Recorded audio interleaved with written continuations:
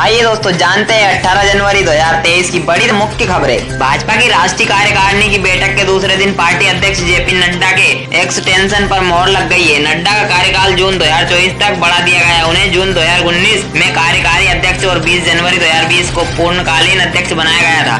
नड्डा का मौजूदा कार्यकाल 20 जनवरी को खत्म हो रहा था। अब वे लोकसभा चुनाव तक पार्टी की कमान संभालेंगे और वही जिन 10 विधानसभाओं में चुनाव होने हैं वहाँ लोकसभा की सीटें 112 है। नड्डा के एक्सटेंशन की अहम वजह 10 विधानसभाओं में चुनाव भी है। 2023 में होने वाले ये चुनाव लोकसभा की करीब 21% सीटें कवर करते हैं। साथ ही उत्तर से दक्षिण तक फैले इन राज्यों के फैसले अगले साल होने वाले लोकसभा चुनाव में जनता के मिजाज की झलक भी मिल सकती है। नीचे दिए ग्राफिक से इनका सियासी गणित समझा जा सकता है। वही पाकिस्तान के प्रधानमंत्री शहबाज शरीफ ने प्रधानमंत्री नरेंद्र मोदी को बातचीत के लिए मैसेज भेजा है। शहबाज ने कहा, भारतीय लीडरशिप और प्रधानमंत्री मोदी को मेरा संदेश है कि आइए मेज पर बैठते हैं और हमारे बीच के कश्मीर जैसे मसलों पर समझदारी से बात करते हैं। इसके चंद घंटे बाद ही पाकिस्तान के पीएमओ ने सोशल मीडिया पर बयान जारी किया और सीधे तौर पर शरीफ की बात को नकार दिया। पीएमओ ने अपने बयान में कहा, प्रधानमंत्री की बात को गलत तरीके से लिया गया है। उन्होंने साफ तौर पर कहा है कि भारत से बातचीत सिर्फ तभी हो सकती है जब वो कश्मीर में 5 अगस्त 2019 का स्टेटस बहाल करे। आर्टिकल 370 और धारा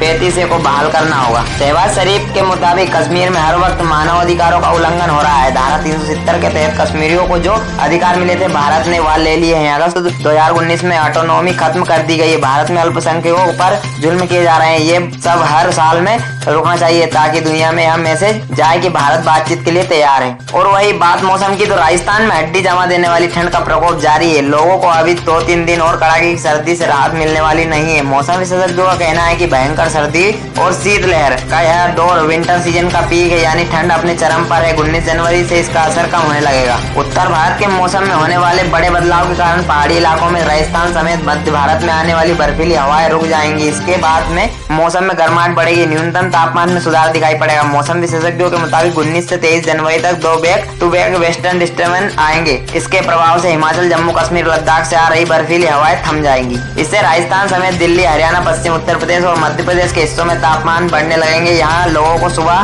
शाम पड़ने वाली कड़ाके की सर्दी से राहत मिलेगी। और वही हर बच्चे के बार बार बीमार होने की वजह कोरोना नहीं है। कुछ सीजन में इस तरह के केस हर साल हमारे पास आते हैं। जब भी मौसम बदलता है तब बच्चे बीमार पड़ते हैं। ऐसा बारिश में ज्यादा होता है। इसके साथ सितंबर, अक्टूबर, नवंबर और दिसंबर में ऐसे केस बढ़ते हैं, फिर थोड़े कम होने लगते हैं। इसके बाद अप्रैल से इन्फेक्शन के केस बच्चों में बढ़ते हैं। पेरेंट्स में बच्चों को लेकर इन्फेक्शन मिसकॉन्सेप्शन रहता है कि उनकी इम्यूनिटी वीक है। ऐसा हर बच्चे के केस में जरूरी नहीं है। अगर बच्चा बार बार बीमार हो रहा है इसका मतलब उसमें किसी तरह का इन्फेक्शन रिपीट हो रहा है या मौसम की वजह से होता है। और वही स्कूल जाने वाले बच्चों में इन्फेक्शन का रिस्क हमेशा ज्यादा ही रहता है। और वही बच्चों की इम्यूनिटी तेज करने के लिए हल्दी वाले दूध पीने की आदत डालें। इसमें शहद डाल सकते हैं। जब भी मौसम बदले उन्हें तुलसी के रस में शहद मिलाकर दे। छुहारे और भीगे बादाम को पीसकर दूध में मिलाकर पिलाएं। मुनक्के को potassium, beta carotene, calcium, magnesium, iron और बी कॉम्प्लेक्स होता है। ये इम्यूनिटी बूस्टर का काम करता है। बच्चों को भिगोकर रोज दे। वही बीजेपी के वरिष्ठ नेता सैयद शाहनवाज हुसैन पर रेप का केस चलेगा। सोमवार को सुप्रीम कोर्ट उनकी उस याचिका को खारिज कर दिया जिसमें उन्होंने दिल्ली हाई कोर्ट के आदेश को चुनौती दी थी। मामले की सुनवाई जस्टिस एस रविंद्र भट्ट और जस्टिस दीपांकर दत्ता की बेंच में हुई। सुप्रीम कोर्ट ने कहा कि मामले की सही ढंग से जांच होनी चाहिए। इसमें दखल देने की वजह नजर नहीं आती है। आप सही होंगे तो बच जाएंगे। वही 2018 में दिल्ली की एक महिला ने दिल्ली में शाहनवाज हुसैन के खिलाफ कोर्ट में केस दर्ज कराया था। उसमें उसने कहा था कि अप्रैल 2018 में शाहनवाज हुसैन ने उसको छतरपुर स्थित फार्म हाउस पर बुलाया।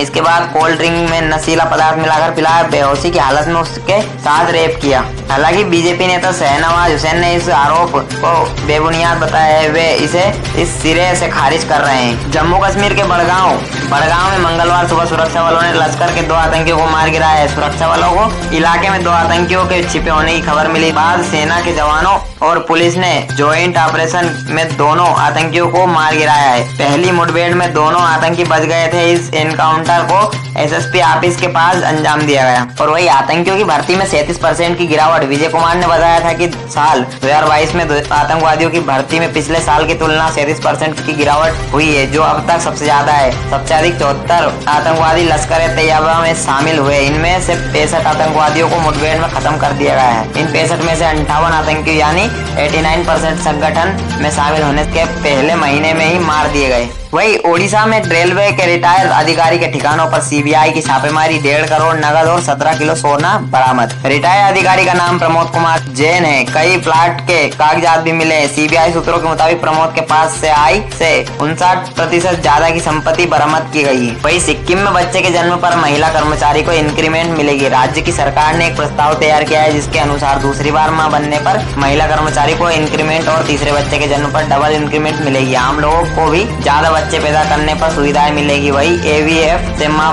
बनने वाली महिलाओं को 3 लाख की मदद की जाएगी। मुख्यमंत्री प्रेम सिंह तमांग ने जोरथांग में माघे संक्रांति समारोह के दौरान इस बारे में जानकारी दी। वही भारत में मंगलवार को जारी किए गए हेल्थ मिनिस्ट्री के आंकड़ों के मुताबिक देश में कोरोना के कुल 89 नए मामले सामने आए हैं, जो 2020 के बाद पिछले 2 सालों में सबसे कम है। इसके बाद देश में कुल एक्टिव मामलों की संख्या 2035 हो गई है। कोरोना के शुरुआती दौर में अब तक देश में 5 लाख से ज्यादा लोगों की मौत हो चुकी है। दिल्ली में पिछले 24 घंटों में कोरोना का एक भी नया मामला दर्ज नहीं किया गया है। वही बात करें दुनिया की, तो दुनिया में कोरोना वर्ल्ड मेट के मुताबिक दुनिया में अब तक 67 करोड़ 17,51,193 मामले सामने आ चुके हैं। 11 जनवरी 2020 को चीन के वुहान में 61 साल के बुजुर्ग की मौत हुई थी। ये दुनिया के में कोरोना से होने वाली पहली मौत थी। इसके बाद मौतों का सिलसिला बढ़ने लगा। अब तक 67,32,532 मौतें हो चुकी हैं। और वही 60 साल में पहली बार चीन की आबादी कम हुई। साल 2022 में 95 लाख बच्चे पैदा हुए। Birth rate 9.98%। तो दोस्तों ऐसी काम की और बड़ी खबरें पाने के लिए आज ही हमारे BDR आकाशवाणी न्यूज चैनल को सब्सक्राइब करें। जय हिंद, जय भारत दोस्तों।